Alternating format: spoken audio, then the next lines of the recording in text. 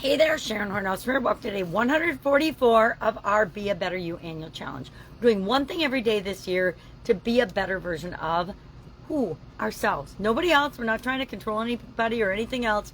Just being a better version of ourselves. Why? Because that sets a great example for the rest of the world. When we're allowing ourselves and living our best life and being ourselves, that clearly demonstrates to other people in the rest of the world that they can take personal responsibility and live their best life and be the best version of themselves as well.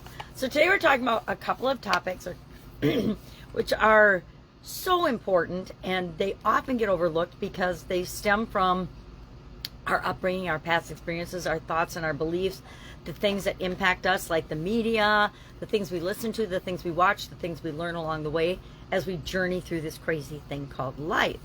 And today we're going to talk about the impact of abundance and scarcity on our financial health and well-being. Now, abundance, and these are of course mindset, mentality, thoughts, beliefs type things, but scarcity means you look at the world as if there's never enough, there's not enough to go around, all of our resources are scarce.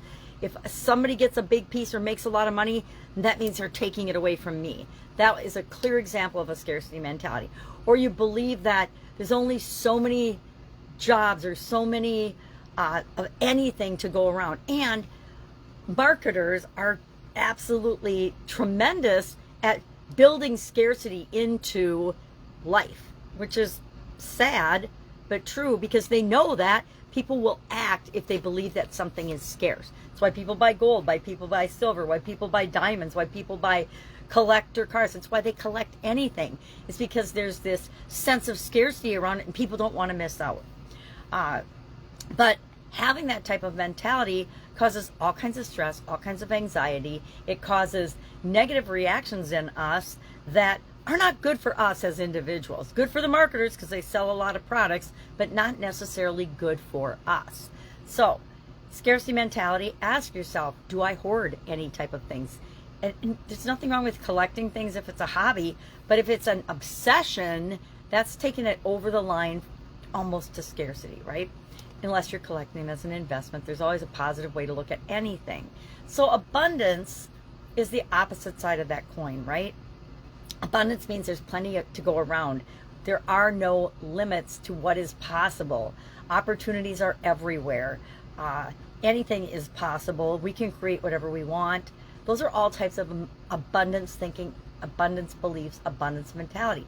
Hey, there's more than enough to go around. I like to think that I don't know the answer, but I'm going to figure it out because I know I have the ability to figure out anything and everything, and resources are not limited. Therefore, just because one resource is limited doesn't mean I can't find another solution to this problem or this challenge that I'm facing in my life. That is an example of abundance mentality. Now, I will admit, like every other human being, I am a hodgepodge of both. I will catch myself on a regular basis acting, behaving, and thinking, often triggered by marketing and media and things outside of myself, in a scarce way. Oh my God, the time is running out. I have to buy this offer now. Oh my goodness, there's only 100 left. Whatever it is, realize that, like everything else, is just made up. It's made up by somebody to create a sense of scarcity, to encourage people to take action now. Doesn't mean you have to take action now.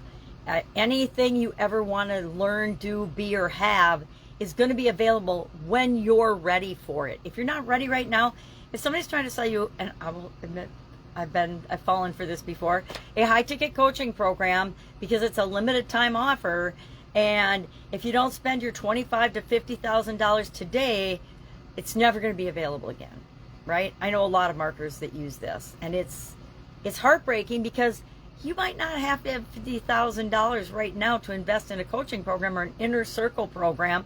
And if you don't, and you get that money somehow and you don't succeed the first time around, guess what? That is going to devastate you. So realize that if you don't have the resources and don't have a way to get the resources, that means that the timing is not right for you. It doesn't mean that you have an scarcity mentality. It doesn't mean you have to fall for every ploy that comes down the pipe. It means you have to always think and about what is the right thing for me right now. how does this make me feel? If it makes you feel yucky in any way, shape, or form, it's not for you. And I guess I have a lot of feelings about the whole scarcity and abundance thing. I can think of so many times in my life where scarcity and abundance have come up. I've always had an abundance of clothes, like a plethora of clothes. And I was thinking this morning as I was preparing for this, well, does that mean that I have a scarcity mentality and so I think I need to hoard and keep all these clothes?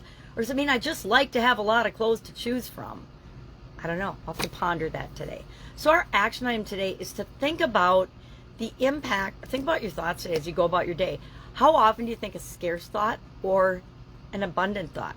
Hey, there's only 3 cinnamon rolls left. I got to quick have one. That would be a scarcity mentality, right? Because you can always go to the store and get more cinnamon rolls.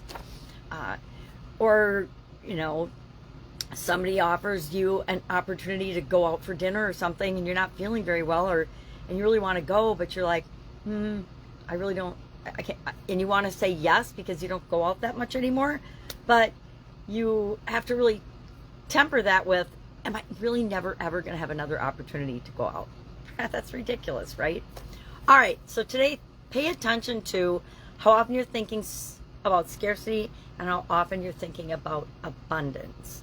I guarantee that if you are participating in social media, anything marketing related or television or whatever, streaming TV and stuff now with ads, you can sit and watch the scarcity part of the pitch. It's involved in almost every single sales offer or pitch nowadays. You know, think of all the sales that businesses run. That's all based on scarcity because they want you to hurry up and buy. All right, topic for another day. If I can help you anyway, ask. Otherwise, have an awesome day, and I will, of course, be with you tomorrow. Bye.